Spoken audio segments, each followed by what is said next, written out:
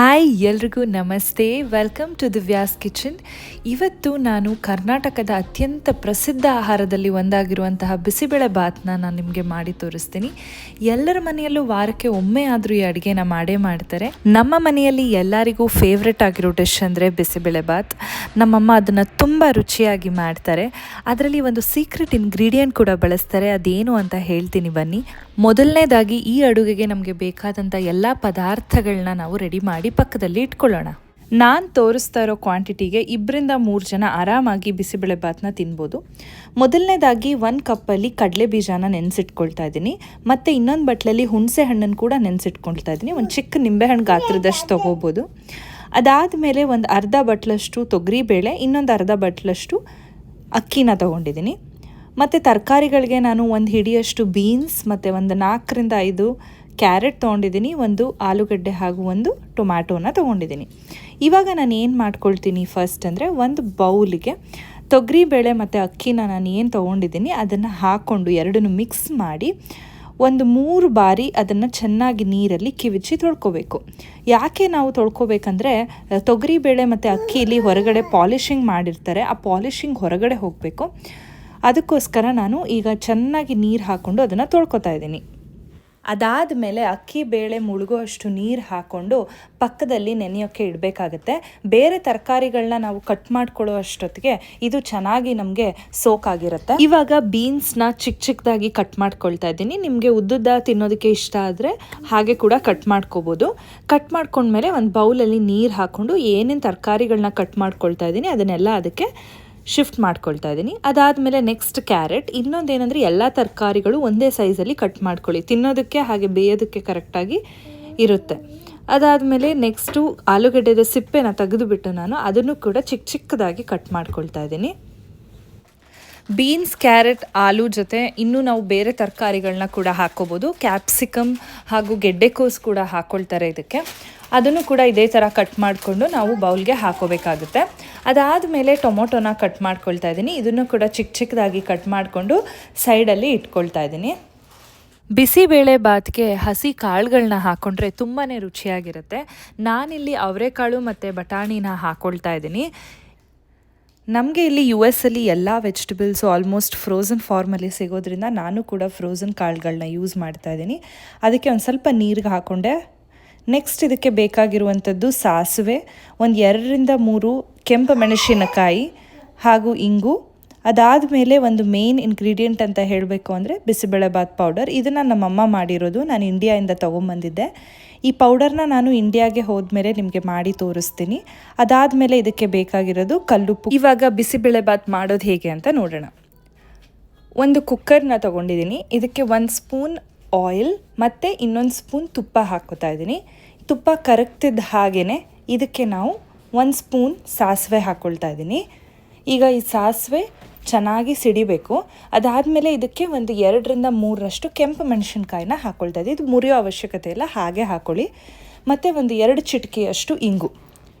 ಇದು ಹಾಕ್ಕೊಂಡಾದಮೇಲೆ ನೆಕ್ಸ್ಟ್ ನಾವು ಇಟ್ಕೊಂಡಿರುವಂತಹ ಕಾಳುಗಳನ್ನ ಹಾಕ್ಕೊಂಡು ಒಂದು 2-3 ಮಿನಿಟ್ಸ್ ಇದನ್ನು ನಾವು ಫ್ರೈ ಮಾಡ್ಕೋಬೇಕಾಗುತ್ತೆ. ಯಾಕಂದರೆ ಕಾಳುಗಳು ಫ್ರೈ ಆಗೋದ್ರಿಂದ ಚೆನ್ನಾಗಿ ಇದು ಬೇಯುತ್ತೆ. ಇವಾಗ ಇದಕ್ಕೆ ನಾವು ಕಟ್ ಮಾಡಿ ಇಟ್ಕೊಂಡಿರುವಂತಹ ಎಲ್ಲ ವೆಜಿಟೇಬಲ್ಸ್ಗಳನ್ನ ಒಂದು ಸಾರಿ ನೀಟಾಗಿ ವಾಶ್ ಮಾಡಿಕೊಂಡು ಆ್ಯಡ್ ಮಾಡ್ಕೋಬೇಕಾಗತ್ತೆ. ಎಲ್ಲ ವೆಜಿಟೇಬಲ್ಸ್ನೂ ಒಟ್ಟಿಗೆ ಹಾಕ್ಕೊಳ್ಳಿ, ಒಂದಾದ್ಮೇಲೆ ಒಂದು ಹಾಕ್ಕೊಳ್ಳೋ ನೆಸಸರಿ ಏನಿಲ್ಲ. ಎಲ್ಲನೂ ವೆಜಿಟೇಬಲ್ಸ್ನ ಹಾಕ್ಕೊಂಡು ಮತ್ತೆ ಒಂದು 1 or 2 ಮಿನಿಟ್ಸ್ ಇದನ್ನು ನಾವು ಫ್ರೈ ಮಾಡ್ಕೋಬೇಕಾಗತ್ತೆ. ಹಾಗೆ ಕೈ ಆಡಿಸ್ಕೊಳ್ಳಿ, ಇದು ನೀಟಾಗಿ ಅದರದ್ದು ನೀರೆಲ್ಲ ಬಿಟ್ಕೊಳ್ಳುತ್ತೆ. ಅದಾದಮೇಲೆ ಇದಕ್ಕೆ ಕಡಲೆ ಬೀಜ, ನೆನೆಸಿರುವಂತಹ ಕಡಲೆ ಬೀಜಗಳು ಕೂಡ ಹಾಕ್ಕೊಂಡು ಚೆನ್ನಾಗಿ ಫ್ರೈ ಮಾಡ್ಕೋಬೇಕು. ಜಾಸ್ತಿ ಒಂದಾದ್ಮೇಲೆ ಒಂದು ಟೈಮ್ ಏನು ತೊಗೊಳ್ಳೋ ಅವಶ್ಯಕತೆ ಇಲ್ಲ. 1 ಮಿನಿಟ್ಗೆ ನೆಕ್ಸ್ಟ್ ಇಂಗ್ರೀಡಿಯೆಂಟ್ನ ಹಾಕ್ಕೊಂಡು ಹೋಗ್ತಾ ಹೋಗಿ. ಅದಾದಮೇಲೆ ಕಟ್ ಮಾಡಿಟ್ಟಿರುವಂತಹ ಟೊಮ್ಯಾಟೊ ಹಾಕ್ಕೊಂಡೆ. ಟೊಮ್ಯಾಟೊ ಆದಮೇಲೆ ನೆಕ್ಸ್ಟು ಹುಣಸೆ ಹಣ್ಣಿನ ರಸ. ಸೊ ಹುಣಸೆ ಹಣ್ಣು ನಾವು ನೆನೆಸಿರ್ತೀವಲ್ಲ, ಅದನ್ನು ಚೆನ್ನಾಗಿ ಕಿವುಚ್ಕೊಂಡ್ರೆ ಅದರ ರಸ ಇಳ್ಕೊಳ್ಳುತ್ತೆ. ಅದನ್ನು ಚೆನ್ನಾಗಿ ಹಿಂಡಿಬಿಟ್ಟು ನಾವು ಇದಕ್ಕೆ ನಾನು ಆ್ಯಡ್ ಮಾಡ್ಕೊಳ್ತಾ ಇದ್ದೀನಿ. ಹುಣಸೆ ಹಣ್ಣು ರಸ ಹಾಕಿದ್ಮೇಲೆ ಅದನ್ನು 2 ಮಿನಿಟ್ಸ್ ಬಿಟ್ಬಿಡಿ, ಚೆನ್ನಾಗಿ ಅದು ಕೂಡ ಫ್ರೈ ಆಗುತ್ತೆ. ಅದಾದಮೇಲೆ ಇವಾಗ ನಾನು ಇಬ್ಬರಿಗೆ ಮಾಡೋ ಬಿಸಿಬೇಳೆ ಬಾತ್ಗೆ 2-3 ಸ್ಪೂನ್ 3 ಸ್ಪೂನ್ಸ್ ಆ್ಯಡ್ ಮಾಡ್ಕೊಳ್ಳಿ. ಸ್ಪೈಸಿ ಲೆವೆಲ್ ಚೆನ್ನಾಗಿರಬೇಕು ಅಂದರೆ. ಸ್ವಲ್ಪ ಸ್ಪೈಸಿ ಕಮ್ಮಿ ಬೇಕು ಅಂದವ್ರಿಗೆ 2 ಇಲ್ಲ 2.5 ಸ್ಪೂನ್ಸ್ ಹಾಕ್ಕೊಂಡ್ರೆ ಸಾಕಾಗುತ್ತೆ. ನಾನಿಲ್ಲಿ 3 ಸ್ಪೂನ್ ಹಾಕ್ಕೊಂಡಿದ್ದೀನಿ ಬಿಸಿಬೇಳೆಬಾತ್ ಪೌಡರ್ನ. ಇದು ಹಾಕ್ಕೊಂಡಿದ್ದಾದಮೇಲೆ ನೆಕ್ಸ್ಟು ರೈಸ್ ಮತ್ತು ಬೇಳೆನ ನಾವೇನು ನೆನೆಸಿರ್ತೀವಿ, ನೀರನ್ನು ನಾವು ಸೋಸಿಬಿಟ್ಟು ಅದನ್ನು ನಾವು ಕುಕ್ಕರ್ಗೆ ಹಾಕ್ಕೊಳ್ತಾ ಇದ್ದೀನಿ. ರೈಸ್ ಮತ್ತು ಬೇಳೆನ ನಾವು ಕುಕ್ಕರ್ಗೆ ಹಾಕ್ಕೊಂಡ್ಮೇಲೆ ಒಂದು ರೌಂಡ್ ಅದನ್ನು ಒಂದು ಟರ್ನ್ ಕೊಡಬೇಕಾಗತ್ತೆ. ನಾವು ಅದನ್ನು ಒಂದು ರೌಂಡ್ ಅದನ್ನು ಫ್ರೈ ಮಾಡ್ಕೊಂಡ್ಮೇಲೆ ನೆಕ್ಸ್ಟ್ ಇದಕ್ಕೆ ನಾವು ನೀರು ಹಾಕ್ಕೋಬೇಕು. ನೀರನ್ನ ನಾವು ಹೆಚ್ಚಾಗೆ ಹಾಕ್ಕೋಬೇಕು. ಜನ್ರಲಾಗಿ ರೈಸ್ ಬೇಯಿಸೋದಕ್ಕೆ 1:2 ಹಾಕ್ಕೋತೀವಿ. ಈಗ ಇಲ್ಲಿ 1:4 ಹಾಕ್ಕೊಂಡ್ರೂ ನಡೆಯುತ್ತೆ. ಯಾಕಂದರೆ ಬಿಸಿಬೇಳೆಬಾತು ಸ್ವಲ್ಪ ತೆಳುವಾಗಿದ್ದಷ್ಟು ಚೆನ್ನಾಗಿರುತ್ತೆ. ಇವಾಗ ನಾನು ಅರ್ಧ ಕಪ್ ರೈಸು ಅರ್ಧ ಕಪ್ ಬೇಳೆ ತೊಗೊಂಡಿರೋದ್ರಿಂದ ನಾವು 2 ಕಪ್ ಹಾಕ್ಕೋಬೇಕಾಗಿತ್ತು ನೀರನ್ನ. ನಾನು ಇಲ್ಲಿ ಏನು ಮಾಡ್ತಾಯಿದ್ದೀನಿ, 3-4 ಕಪ್ಪಷ್ಟು ನೀರನ್ನ ಹಾಕ್ಕೊಳ್ತಾ ಇದ್ದೀನಿ. ನೀರನ್ನ ಹಾಕ್ಕೊಂಡ್ಮೇಲೆ ಅದು ಒಂದು ಕುದಿ ಬರೋವರೆಗೂ ಕಾಯಬೇಕು. ಒಂದು ಕುದಿ ಬಂದಾದಮೇಲೆ ಇದಕ್ಕೆ ರುಚಿಗೆ ತಕ್ಕಷ್ಟು ಸಾಲ್ಟ್ನ ಹಾಕ್ಕೊಳ್ಳಿ. ನಾನು ಇಲ್ಲಿ ಕಲ್ಲುಪ್ಪನ್ನು ಯೂಸ್ ಮಾಡ್ತೀನಿ. ಕಲ್ಲುಪ್ಪು ಹಾಕ್ಕೊಳ್ಳೋದ್ರಿಂದ ನಿಮಗೆ ಒಂದು ವಿಶೇಷವಾದ ರುಚಿ, ಹಾಗೆ ಆರೋಗ್ಯಕ್ಕೂ ಕೂಡ ಒಳ್ಳೆಯದು. ಉಪ್ಪು ಹಾಕಿದ್ಮೇಲೆ ನಾವು ಒಂದು ರೌಂಡ್ ಹಾಗೆ ಮಿಕ್ಸ್ ಕೊಟ್ಟು ಅದನ್ನು ಕುಕ್ಕರ್ನ ಕ್ಲೋಸ್ ಮಾಡಬೇಕು.